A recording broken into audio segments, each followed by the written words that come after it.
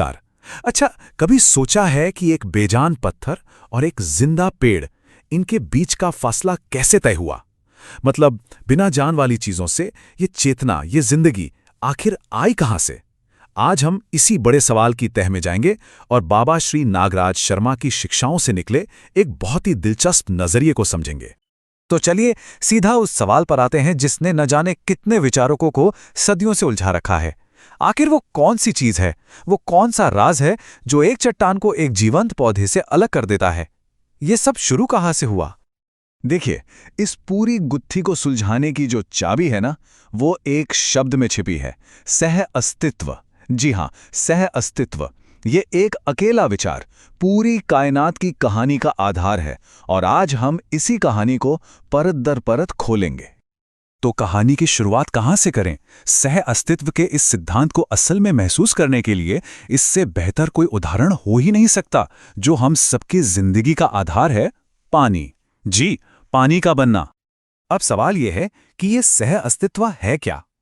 इसे ऐसे समझिए, ये सिर्फ एक और एक को जोड़कर दो बनाना नहीं है। नहीं, ये कुछ ऐसा है जैसे संगीत के दो अलग अलग सुर मिलकर एक नया खूबसूरत राग बना देते हैं।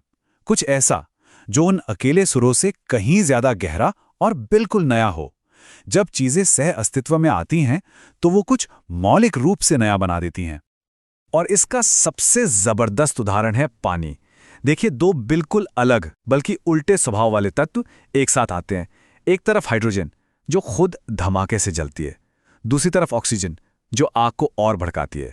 सोचिए, दोनों अकेले अकेले कितने खतरनाक हो सकते हैं, लेकिन जब ये दोनों सह अस्तित्व में आते हैं तो क्या बनता है? पानी। वही पानी जो आग बुझाता है, हमारी प्यास मिटाता है और जिंदगी का आधार बनता है। कमाल है ना? और यही बात दिखाती है कि सह अस्तित्व का ये विचार कितना कितना बुनियादी है। बाबा नागराज तो यहां तक कहते हैं, यदि यह समझ में आता है तो समझो हम आधा दूर तक तैर गए। मतलब अगर कोई सिर्फ पानी बनने की इस प्रक्रिया को दिल से समझ ले तो उसने मानो आधी फिलॉसफी तो समझ ही ली। तो ठीक है, पानी बन गया, धरती पर जीवन के लिए एक स्टेज तैयार हो चुका था। अब कहानी आगे बढ़ती है। चलिए देखते हैं कि इस धरती पर जिंदगी की वो पहली चिंगारी, वो पहला स्पार्क कैसे जला। देखिए, ये कोई अचानक हुआ चमत्कार नहीं था। ये एक proper step by step process था। सबसे पहले पानी धरती पर ठहरा। वहां ये जमीन में मौजूद केमिकल्स मतलब एसिड और बेस के साथ मिला। इस मेल से दो तरह की चीजें बनी। एक पुष्टि तत्व यानी पोषण देने वाले, एनर्जी देने वाले तत्व, और दूसरे रचना तत्व यानी स्ट्रक्चर बनाने वाले, एक ढांचा देने वाले तत्व। और जब इन दोनों ने मिलकर एक धागा बुना जिसे प्राण सूत्र कहा गया, तो उसी से पहली जिंदा कोशिका यानी प्राण कोशा का जन्म हुआ। लेकिन रुकिए, ये कोई लैब में होने वाला ठंडा सा केमिकल रिएक्शन नहीं था। इसे एक लयबद्ध, एक म्यूजिकल प्रोसेस के तौर पर बताया गया है, जिसमें काई जैसी मामूली चीजों ने भी मदद की। मानो पूरा ब्रह्मांड खुद एक खुशी में, एक लय में, एक डांस करते हुए ये रचना कर रहा था। और इसी कॉस्मिक डांस से जीवन पैदा हुआ। तो यहां पर हमें एक साफ साफ विकास का क्रम दिखाई देता है। शुरुआत हुई पदार्थ अवस्था से, यानी बेजान चीजों से। फिर आया रसायन संसार, जिसमें कॉम्प्लेक्स केमिकल्स बने। उससे प्राण अवस्था आई, मतलब पेड़ पौधों की दुनिया। उसके बाद आई जीव अवस्था, यानी जानवरों की दुनिया। और इस लंबी, बहुत लंबी चेन की सबसे ताजा कड़ी के रूप में मनुष्य का आगमन हुआ। और अब हम आते हैं इस कहानी के सबसे अहम मोड़ पर, मनुष्य। इस पूरी व्यवस्था में, इस पूरे कॉस्मिक ऑर्डर में इंसान को क्या चीज इतनी खास, इतनी यूनिक बनाती है? इन शिक्षाओं के मुताबिक इंसान के पास दो ऐसी सुपर पावर्स हैं जो उसे बाकी सभी से बिल्कुल अलग करती हैं। पहली है कल्पनाशीलता, यानी वो क्षमता जिससे हम ऐसी चीजों की कल्पना कर सकते हैं जो अभी हैं ही नहीं। और दूसरी है कर्म स्वतंत्रता, यानी सोच समझकर अपने काम को, अपने एक्शन को चुनने की आज़ादी।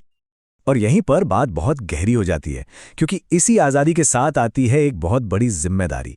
इंसान अपनी कल्पना और कर्म की आज़ादी का इस्तेमाल प्रकृति को एक्सप्लॉइट करने के लिए कर सकता है, जिसे दुरुपयोग कहा गया, या सिर्फ अपने फायदे के लिए कर सकता है, जिसे उपयोग कहा गया, या फिर सबके भले के लिए प्रकृति के साथ हार्मनी में कर सकता है, जिसे सदुपयोग कहा गया है। चॉइस इंसान की है।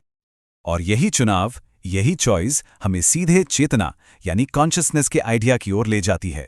इंसान होने का मतलब ही यही है कि हमारे पास ये चुनने की क्षमता है कि चेतना के किस लेवल पर जीना है। ये दर्शन चेतना के 4 लेवल बताता है और हर लेवल समाज में एक अलग तरह का सिस्टम, एक अलग परंपरा बनाता है।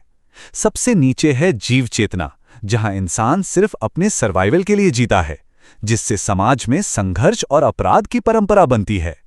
जब कोई इससे ऊपर उठकर मानव पद पर आता है तो वो न्याय और उसूलों के हिसाब से जीता है, जिससे एक न्याय परंपरा बनती है।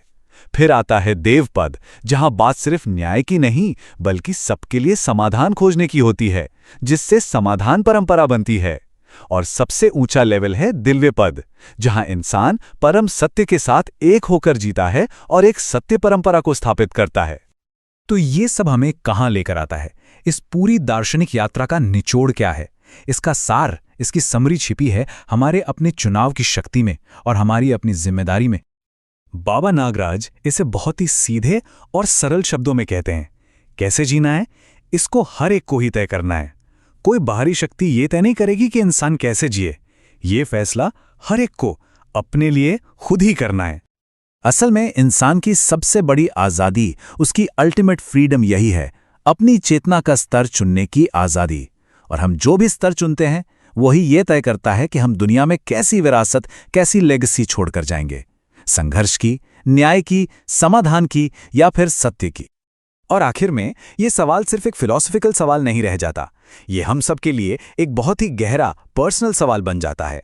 इन सभी संभावनाओं को देखते हुए कोई अपने लिए और आने वाली पीढ़ियों के लिए कौन सी परंपरा में जीने का चुनाव करता है? ये एक ऐसा सवाल है जिस पर हम सबको सोचना चाहिए।